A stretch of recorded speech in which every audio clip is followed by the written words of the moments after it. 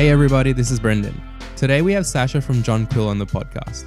Jonquil provides premium bedding that is socially and environmentally conscious. Part 1 of this interview explores what led Sasha to creating Jonquil, the role that Fairtrade has in her business, and how Jonquil as a brand is a representation of her personal values. She'll be joined by co-hosts Nathan and Jackie. Hey and welcome to the Australian Incapod. I'm Jackie and this is my co-host Nathan. Today we have the founder of Jonquil on. Thanks for coming on, Sasha. Thanks for having me, guys. Sasha, just tell our listeners a bit about yourself. Yeah, sure. So I basically started Jonquil in 2014, so it would have been around about 2.5, 3 years ago. The ideation of it started then, but it's been a really long process to actually kick it off and get it started. And the whole reason is because I had to have a supply chain that was completely transparent. So I had to do a lot of research.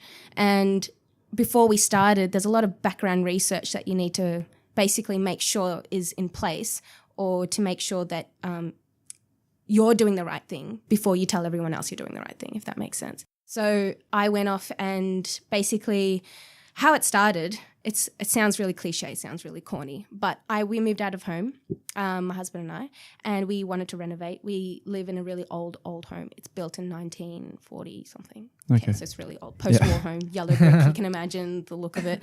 And we were on a really tight budget. So I'm quite thrifty and I love going to antique shops, and I'll pick up and recycle, and he's quite creative too, so we can paint things up and make it look pretty. But basically what happened was the bedroom was my thing. I love bedrooms. And when I decided to start buying bed sheets and all that sort of stuff, I started doing research. And of course, no one wants to buy secondhand bed sheets. Like, that's not something that people really look at. So I wanted something that was really high quality, heirloom quality, so I could just continue on and using it. But when I started doing the research, I found out that there's so many things that people don't know that goes on, that or behind the scenes, especially in the factories and all that sort of stuff, where this stuff's made, also how it's grown, the cotton. They don't know what's actually happening. So I started researching how this gets to our shores and how it ends up in these pretty packages. And it was pretty scary to find out what was actually happening. So, for example, there's a long process, but from when the seed's grown right up until the end, it's constantly processed. Okay, it's constantly processed, and you can imagine. But along the way, you're affecting not just the people that are making it, but the environment as well. So that was one of the main concerns that I had. The last thing that really concerned me is the fact that the way that the products are finished is actually lined with so many chemicals that when you go off and you use them on your bed, you're actually putting your skin, your whole body against these sheets, but you don't know what's actually on them. And that's what freaked me out. Oh my God, I can't believe I'm spending, thousands of dollars. I spend a lot of money on my bed sheets, and I can imagine a lot of other females would probably do the same. I can't imagine a lot of males thinking this is really important, but it's a growing target market, let's say. Yeah. A lot of people are becoming far more aware of what they're putting themselves into, or what they're eating, or what's going into them, things like that. So when I started researching, for example, formaldehyde is the last thing that they put onto these sheets. That makes it really shiny and thick and feels really luxurious. And formaldehyde, I don't know if you guys know, but they actually use formaldehyde to preserve dead bodies. So if that puts it into perspective as to what formaldehyde's used for, that's what's on your sheets when you go and buy non-Fairtrade, non-organic sheets. Okay. So that's basically... We won't forget that. Yes, it's pretty scary. So that's where the ideation started. And that's where the process all began. I was like, so where can I go to get good quality sheets without having all of that crap in it? And that's how it started. Okay, so what were you doing prior to the idea that came up? Were you working full-time? Or? No, so, yes, you could say that. So I've just finished my PhD. I've done it in childhood epilepsy from Melbourne Uni. Yeah. So you have a health background. Yeah. So it's a lot of medical side. And before that, I did my honours at Monash, which is really nice. Yeah. Loved Monash. I had a really good time there. And I did your PhD at Melbourne. But I did my PhD at Melbourne. You know why? Because they closed down the neuroscience section at Monash, and then I had to move over to Melbourne. But, it was a pretty sad thing because I really loved Monash, and it was so close to home. I lived down that side. But Melbourne Uni's been really great. It's part of Melbourne Uni, but I'm actually at the Howard Florey Institute. I don't know if you know. So it's more of a private research sector. Anyway, so I work closely with a lot of epileptologists and all that sort of stuff. So the children that we see have a particular disorder and we aim to treat them is basically the idea. Yeah. Okay. So I saw that in Jonquil's philosophy, it summarizes into 3 simple words: fair, pure, and luxury. Yeah. So can you tell us why those things are so important to not just the brand, but yourself? Yeah, it's really important to me. So this brand is basically a reflection of my values and personality, I should say. So everything that you see in Jonquil is me, everything there. So it's got a story. So when I said pure, fair, luxury or fair, pure, luxury, the pure is basically we only use organic cotton. It's not genetically modified. They don't use pesticides, don't use herbicides. And that's really, really important. And the reason why is because these farmers where we buy our cotton from, okay, so it's a long process, but basically they grow this cotton from seeds and then they've got their own land and they grow it. But what happens is we have really, really large companies from all around the world that will come in and say, hey, I can actually increase your turnover by 500%, your yield, cotton yield. And these farmers will turn around and be like, awesome, let's do that. So they'll do that. But in order for them to do that, they need to give them pesticides, herbicides, or fake fertilizers, all these weird ass things that they need to put into their ground.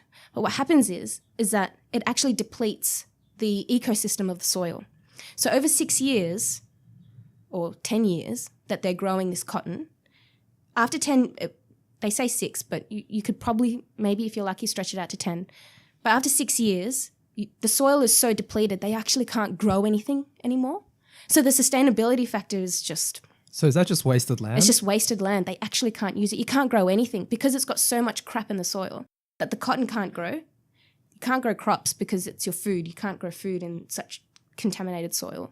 So these farmers are left with land that they can't actually utilize. Yeah. So that's one thing. Which countries are you referring to specifically? Yeah. So we are buying our cotton from India. And it was the only place in the world where I could get Fairtrade certified and organic. So that's the reason why. We looked at organic cotton from Turkey, from China, from Australia. But Australia, and I would have loved to have bought Australian. However, they don't have enough cotton, organic cotton, for us to be able to use for bed sheets. They can do small things like underwear or bras and things like that, but not for such large pieces. So India was the place that I went to, and it's been absolutely amazing working with these guys. They've been really, really great. So I actually flew there to find out who I was working with, who these people are, who the farmers are, and all that sort of stuff. So that's the meaning for basically pure organic cotton. The fair part is fair trade. So we're certified fair trade, where we make sure that these farmers are not just being paid below minimum wage, or they're not being paid the standard rate for cotton at that time for that commodity. So they're given the right amount at that particular time. So our farmers are given 150% more than the standard wage.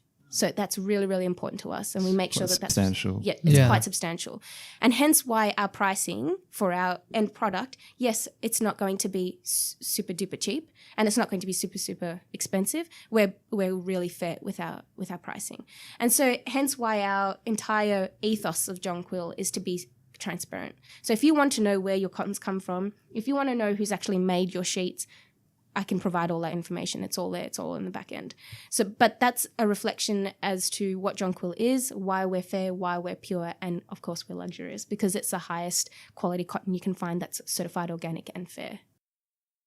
So what was the process like getting products Fairtrade certified and organic certified? Yeah, sure. So I was so new to this whole certification, being Fairtrade certified, et cetera, et cetera. I had no idea. I knew what Fairtrade was, but I didn't really know exactly what was required of us to be certified Fairtrade.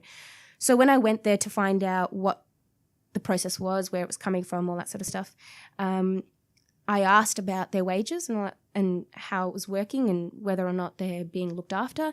And of course, in Australia, we have superannuation, we have insurance, we have all of these things to protect us, but they don't have that over there. So there's no such thing. And I went there, and when I was talking to them, to these communities, they said that, you know, we're actually fair trade. And I was like, okay, that's great. Don't really know what that means, but awesome. And I came back home decided to make an order, all that sort of stuff. And then I spoke to Fairtrade Australia. So they have an office here. Spoke to them and they said, oh, you're working with so-and-so. And I said, yeah, I'm working with them. They're like, oh, okay, we can certify you. We know their entire supply chain. So all of these people that I was speaking to are already part of the Fairtrade, what should I say? Umbrella. Yeah. So they're under the Fairtrade umbrella. And if I were to, as a purchaser, buy or help these people, I can also become certified as well. But then there's a clause. So you can either buy your cotton Fairtrade from them and not say that you're Fairtrade, or you can buy your cotton from them and say that you're Fairtrade and pay a certain levy. And that levy, that money that you pay, goes back to these communities towards their education, health. It also prevents any child labour. So a lot of people are worried about child labour, especially in these third world countries where, factory sweatshops and all that sort of stuff. This stuff, like all this undercover investigation, there's nothing like this. So it's really, really clean. There's no kids there. And all the money that we give back to support these communities goes towards these kids' education so that they're not working for their parents. But that's basically what child labour is, right? So when you go there, you'll see it's just so clean. It's great. They're having a great time. And you know what? It's really respectful because you're giving them something. You're working with them to provide a sustainable future for their families and their communities. When you go and don't do fair trade, now I'm not saying everywhere needs fair trade. Australia doesn't need to be fair trade because we're pretty well looked after here, but it's in those countries where they're not looked after. They don't have those laws in place to look after these people. When you do buy fair trade, you're ensuring that these people are able to not just be looked after and have a wage, but it allows them to also work to make changes or implement changes for future generations. So it's a long-term sustainable process, if you know what I mean. So it's not just a today thing, it's for tomorrow as well. Yeah. So that's really important for Jonquil. It's a very commendable objective, I guess, to make sure, what you produce actually has a positive impact on the external environment. I'm just kind of curious. I mean, have you been advised against that mindset? Because there are definitely people that are a lot more about, okay, we're going to make sure we have a profit and that kind of social responsibility, CSR comes later on.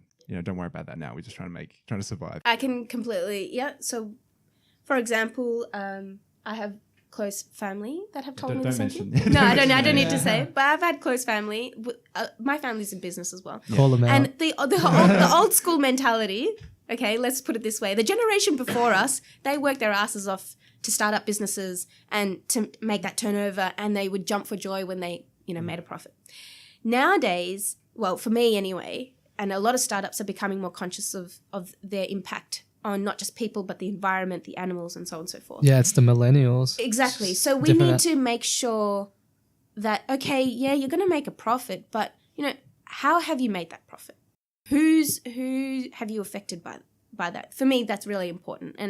And like I was saying before, when I traveled there and, they have charity work, and they don't want they have respect for themselves. They want work. They want to be able to live for something. They want to be able to go back to their families and say, I worked today and I brought this meal back home for you.